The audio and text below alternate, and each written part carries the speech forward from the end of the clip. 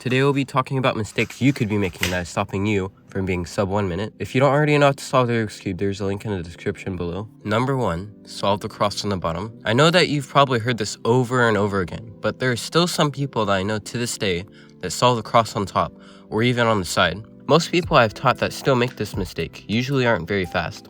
The reason why you want to solve your cross on the bottom is because re-rips are slow. And what does this have to do with your cross? Rotations. And what are rotations? A double re-grip. And what is one thing that is worse than rotation? Double rotations. And when you don't do your cross on the bottom, you usually double rotate. Number 2, learn F2L. No, seriously. Just do it!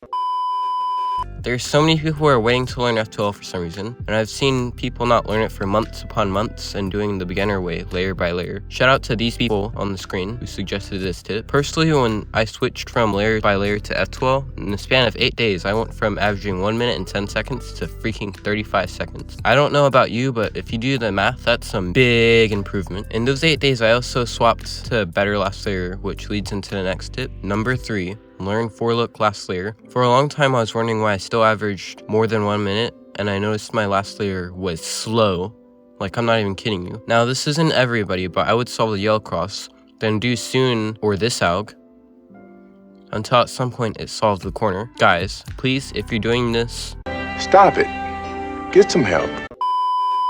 Learn full 2 Locolo. It's only 8 algorithms. I think it only took me about 15 seconds to do last layer alone, because I didn't do 2 Locolo. Your last layer should be less than 10 seconds easily if you're turning super slowly. Number 4, be efficient. Efficiency is important. If you want to be fast with CFOP, then you can't be solving it with 100 moves. When doing a beginner CFOP solve, your move count should be from 50 to 75 moves. If you do an efficient solve, your cross should be about 8 moves or less. F2L should be 32 moves or less, assuming that you do 8 moves per F2L pair, which you should be doing. OLL should be 7 to 15 moves, depending on whether you 2-look or 1-look OLL. And PLL on average should be about 14 to 25 moves, depending on whether you use 2-look PLO or 1-look. Now these move count splits are if you were to run into the worst case scenario for each step.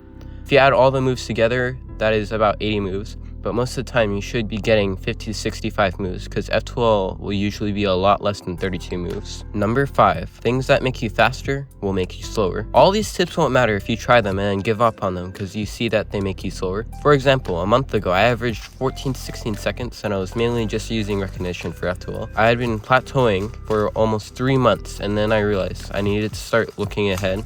So I did that. My times dramatically slowed down to me averaging 20 seconds, but instead of giving up, I kept on it, and now I can easily average sub 12 simply because I accepted that I would be slower. Most of these tips are about CFOP, but if you want to know if maybe you should learn Ru instead, click on this video.